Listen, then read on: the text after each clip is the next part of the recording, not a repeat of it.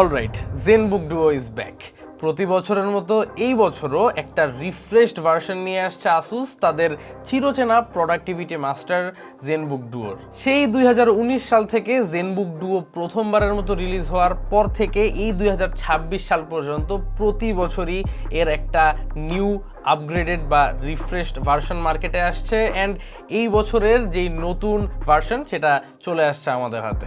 Big thanks to Asus Bangladesh আমাদের হাতে এই এক্সক্লুসিভ ল্যাপটপটা পাঠিয়ে দেওয়ার জন্য।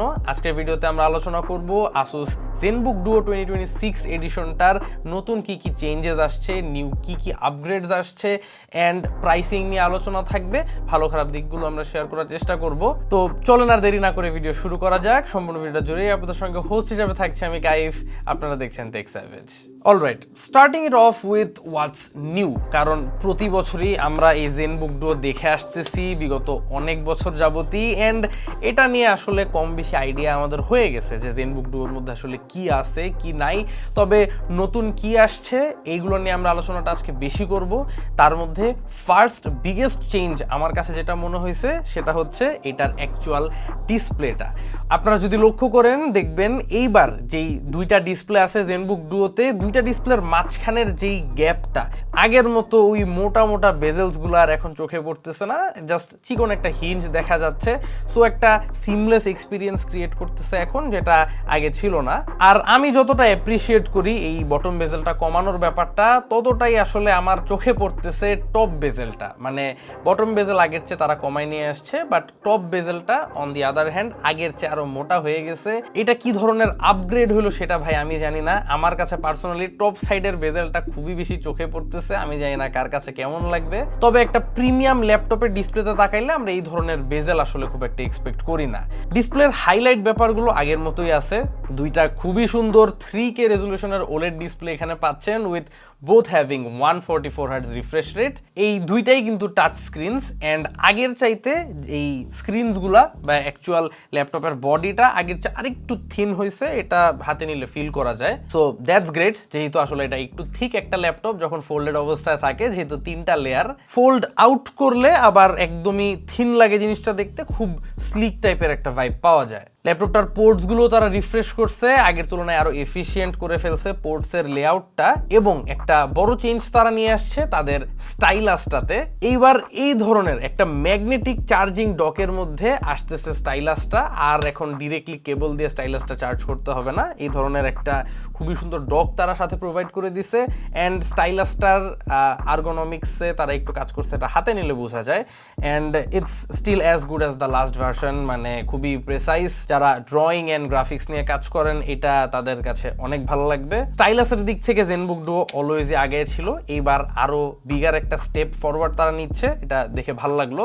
যাই হোক, এগুলা ছাড়াও আউটডোর ভিউইং এক্সপিরিয়েন্স তারা আগের চেয়ে অনেক বেটার করে ফেলছে। এটা আমার প্রিভিয়াস একটা কমপ্লেন ছিল যে ডিসপ্লেগুলোর ব্রাইটনেস আসলে আউটডোরসের জন্য এনাফ না। যদি আপনার একটা পার্কের বেঞ্চে বা একটু ওয়েল লিট কোনো একটা ক্যাফেতে বসে কাজ করবেন, এমন সিচুয়েশনে গেলে ডিসপ্লেটা একটু ডিম মনে হয়, মানে আনইউজেবল না, বাট একটু ডিম মনে হয়তো। এই ব্যাপারটা ফুললি চেঞ্জ হয়ে যাচ্ছে আগের 500 নিটসের তুলনায়। এইবারের ভার্সনটার মধ্যে তারা 1000 নিটস পর্যন্ত পুশ করছে এই ডিসপ্লেগুলোকে, যে কারণে ইনডোর আউটডোর যে কোনো ধরনের সিচুয়েশনসে এখন ইউজ করতে ডিভাইসটাকে অনেক বেটার লাগতেছে। ভিউইং এক্সপিরিয়েন্সটা আগের চেয়ে অনেক বেটার। তাছাড়া বিল্ড কোয়ালিটির দিক থেকেও একটা মেজর ইমপ্রুভমেন্ট দেখা যাচ্ছে। টপ টু বটম ইভেন ইনসাইডেও একদম চ্যাসিটা পর্যন্ত সির অ্যালুমিনিয়াম দিয়ে তারা বানাইছে, যে কারণে আগের চেয়ে আরো অনেক বেশি ডিউরেবল ল্যাপটপটা।